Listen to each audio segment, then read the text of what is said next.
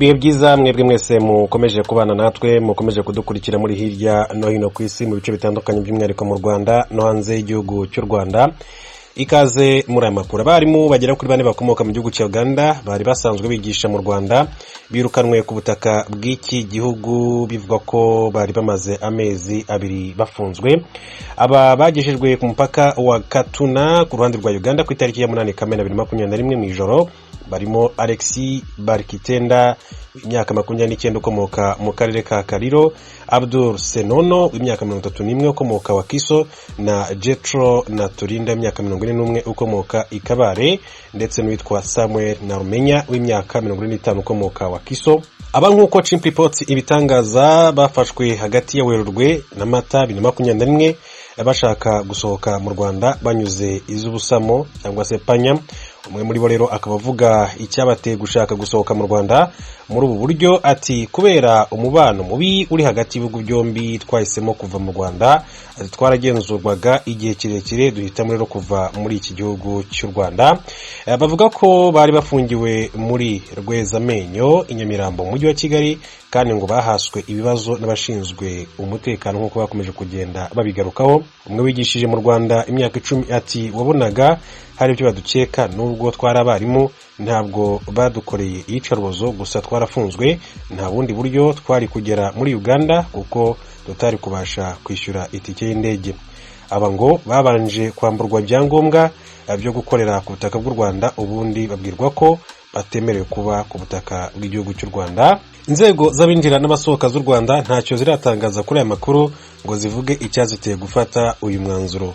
Abasibo Bagande ba mbere birukanwe ku butaka bw'u Rwanda, nk'uko na Uganda isanzwe yirukana abanyarwanda benshi cyane ariko bakorewe ibikorwa by'icarubozo.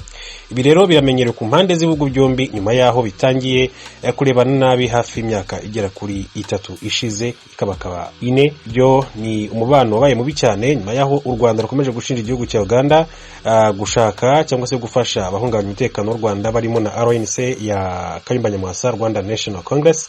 Abavuga ko mu gisirikare cya Uganda aribo babaha imyitozo ndetse no gufunga abanyarwanda mu buryo bunyuranyije amategeko, bagakora ibikorwa by'icarubozo, bamwe bakicwa abandi bakagezwa ku mupaka bagizwe intere, bivugwa ko arababanze kwifatanya na RNC ya Kayumba Nyamwasa, abandi bagashingwa ko abari intasi z'u Rwanda nk'uko byakomeje kugenda bigarukaho.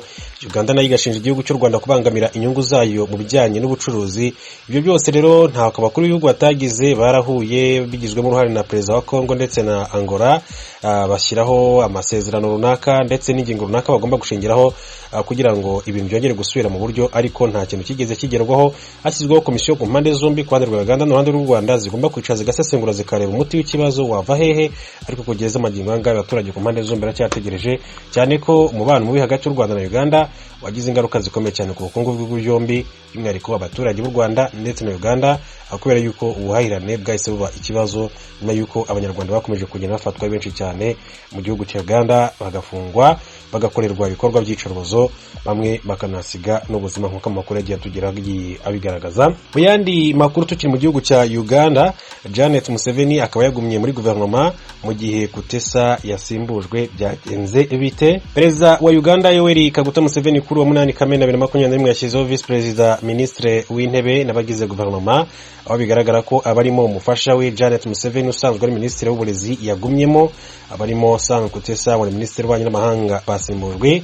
Uwo yagize vice president ni retired Major Jessica Arupo, ministre w'intebe ni Nobina na Banja, ba ministre b'intebe bungirije ni 3, barimo Honorable Rebecca Kadaga ushinzwe umuryango wa Afrika y'Iburasirazuba. Imbere muri guverinoma Janet Museveni akataha aracyari ministre w'uburezi, General Katumba Mara aracyari ministre w'umurimo n'ubwikorezi, Dr. Jane Ross Acheng nawe aracyari ministre w'ubuzima.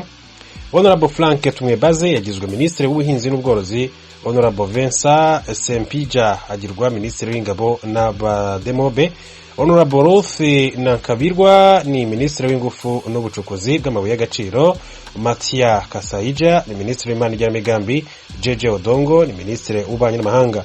Ministre w'intebe n'umwe, abamwungirije ni 3, abaminisitiri ni 27, abanyamabanga ba leta muri minisiteri zitandukanye bo ni 50. impinduka zakozwe na Perezida Museveni muri iki gihugu cya Uganda. Mu yandi makuru, Perezida Museveni yoherereje Ndayishimiye ubutumwa abwihariye mu gihugu cy'u Burundi.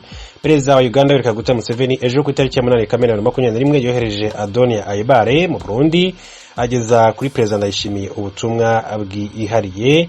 Adonia Aibare usanzwe ari intumwa yihariye Perezida Museveni yemereje aya makuru ku rubuga rwa Twitter ubwo yaramaze guhura na Perezida Ndayishimiye mu gihugu cy'u Burundi. Yagize ati wakoze cyane General Neva Ndayishimiye, ati kunyakirana urugwiro mu rugo rwawe mu ntara ya Gitega aho nakugejejeho ubutumwa bwihariye bwa Kaguta Museveni.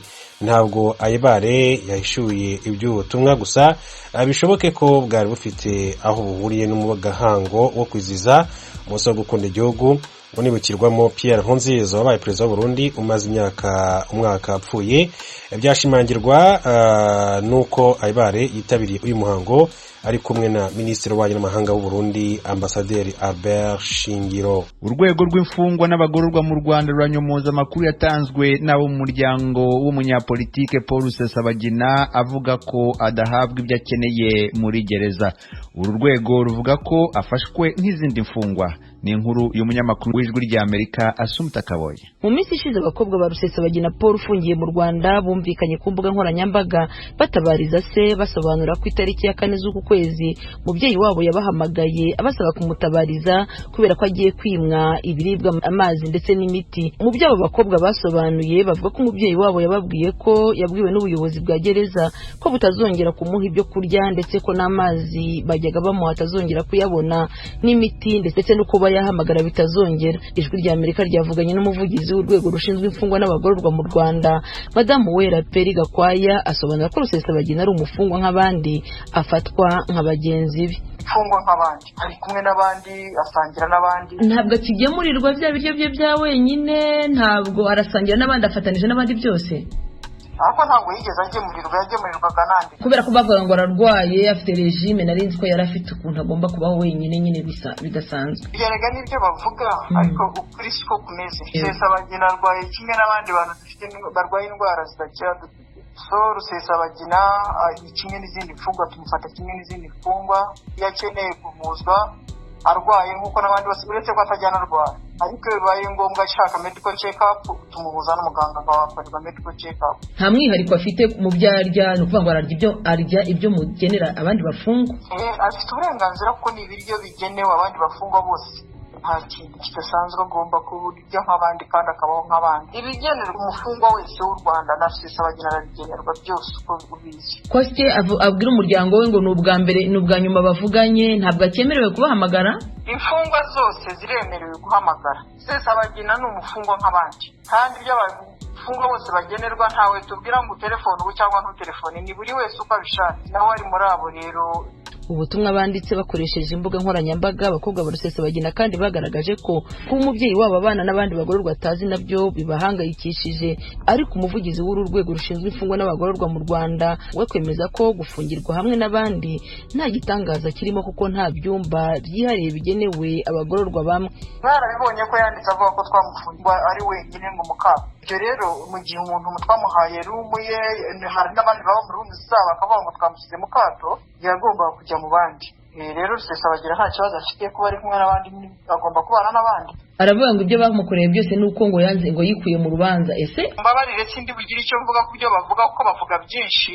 Niba umukobwa wavuga ati yavuze ngo dusakuze bagasakuza koko nibasakuze, rero ndetse uragira ngo mbyogereho iki? Kuba mu bandi nuko ari wenda bafite icyumba kiri asange n'abandi bantu, wenda sari bimeze gute? Gereza ni gereza ifungiwemo imfungwa n'abagororwa, nta gice speciali. Birashoboka ko twavuga ngo tumuhaye icyumba cye nk'uko mbere cyagera byakozwe, ariko byari no kugira ngo avuye hanze mu kashuko hanze tunarebe ashaka kuza, ntawamenya covid ni ikintu kigenda ahantu hose. Kuba yarabaye wenyine icyo gihe kikarangira akaba ari kumwe n'abandi, icyo si kikwiye kuba ishu kuko n'abandi bagororwa bose barabana. Imfungwa n'abagororwa baba hamwe, nta gipande twubatse ngo iki n'icy'imfungwa runaka cyangwa abagororwa runaka. Rusesabagina Paul amaze amezi asaga 10 mu Rwanda akurikiranyweho ibyaha bifitanye isano n'ibitero byagabwe n'abarwanyi b'umutwe wa FRN, inyeshyamba zirwanya ubutegetsi bw'u Rwanda, byaguyemo abanyarwanda mu bihe bitandukanye.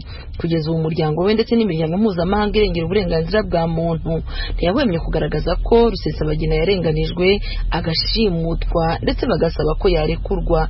Assumpta Kaboyi, Ijwi ry'Amerika, i Kigali.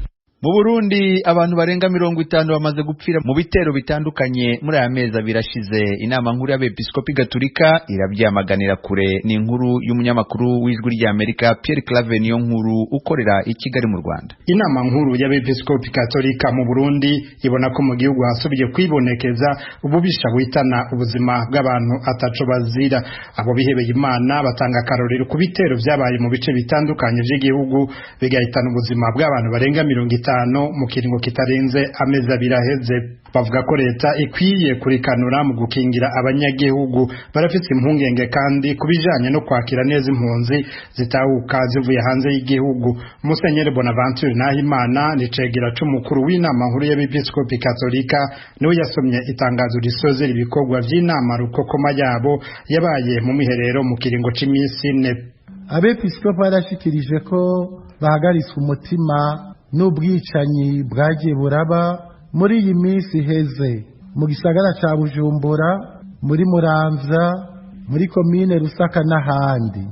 Abepiskopi barashikirije kandi amakenga bafise ajanye n'ingene hamwe hamwe abahungutse batakigwa neza, bamwe bagaturubikwa nabo bakiriye mu kibano.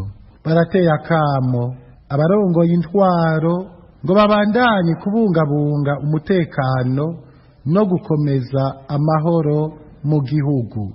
Aha leta ibicishije ku muvugizi wayo Prosper Ntagwamiye yemeje ko ubwo bugizi bwa nabi bugiye kugwanywa nk'abakoriterabwoba kw'isi. Leta y'u Burundi irateye ivyatsi ivyo bikorwa bigayitse vy'iterabwoba kandi yiyemeje kubigwanya yivuye inyuma. Twokwibutsa